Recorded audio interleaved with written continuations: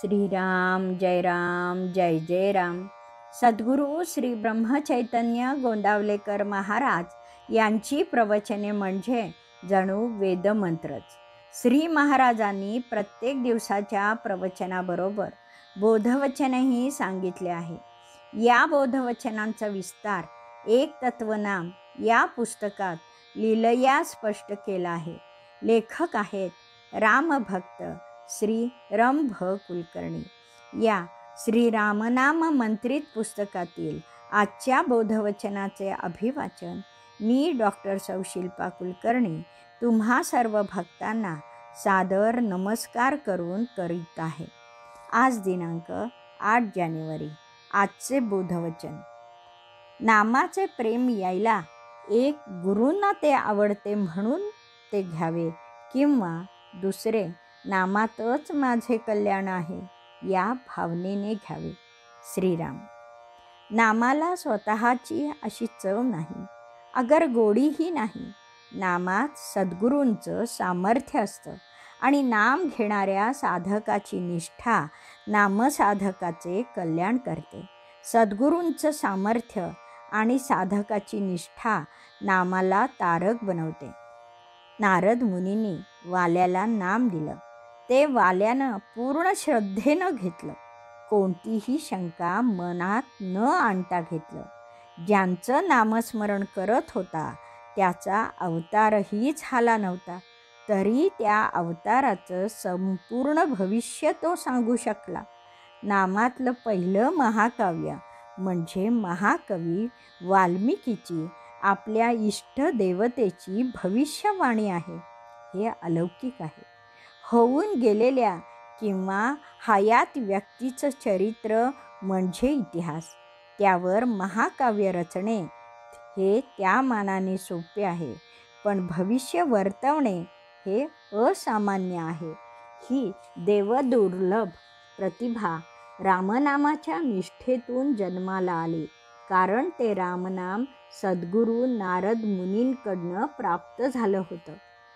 संत कबीर, नरसी मेहता, गुलाबराव महाराज, समर्थ रामदास, तुकोबाराय, ज्ञानदेव, किती नावं. नामाने स्वतःचा उद्धार करून ज्यांनी सामान्य जनांचाही उद्धार केला अशा संतांनी संपूर्ण भारताची पावनभूमी केली आहे.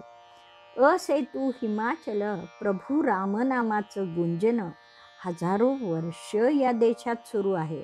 कालौघात साधू संत आणि नामसाधक पाळी पाळी बदलत आहेत.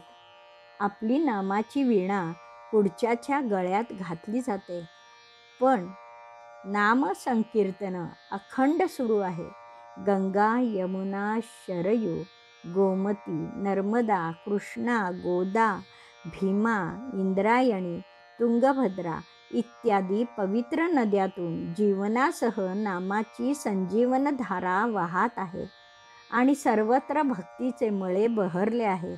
स्त्रिया, शूद्र, अडाणी, वनवासी सगळ्यांना नामाने आधार दिला आहे. नामाने कुणालाही अनाधिकारी, अस्पृश्य व त्याज्य मानलं नाही. नामाचा गजर करत हजारो वारकरी शेकडो वर्ष झाली तीर्थक्षेत्री जातात. नामाचा गजर गरजे भीमातीर असं नामदेव अभिमानाने सांगतात. जय जय रामकृष्ण हरी या महामंत्राने तुकाराम आकाशा एवढा झाला, ज्ञानदेव विश्वात्मक झाला. त्रयोदशाक्षरी मंत्राने एक रामाचा दास समर्थ पदवीला पोचला. असा हा आपला देश नामाने भरलाय. रामनामाने सागरी शिळा तरल्या हे तर खरंच, पण सगळा देशच नामाने भवसागरात तरला आहे. म्हणून नामातच माझेही कल्याण आहे या भावनेने ते घेतले तर नामात प्रेम येईलच. असे नाम सद्गुरू मुखातून मिळाले तर अहोभाग्यच. पण सद्गुरू काही वाटेवर पडले नाहीत. पण म्हणून नाम थांबवू नये. निष्ठेने नामस्मरण चालू ठेवले तर साधना परिपक्व होईल आणि सद्गुरू स्वतः होऊन येतील आणि नामदीक्षा देतील. नामाचे प्रेम आपोआप येईल. 2 गोष्टींनी नामात प्रेम येईल. गुरूंना ते आवडते म्हणून आणि नामातच माझं कल्याण आहे ही भावना ठेवून. सद्गुरु वचन तोची वेदांत, सद्गुरु वचन तोची सिद्धांत, सद्गुरु वचन तोची धादांत, सप्रचित आता असं दासबोधात म्हटलं आहे. सद्गुरु वचनच गुरु प्रचिती, शास्त्र प्रचिती आणि आत्मप्रचिती आहे. श्रीराम समर्थ.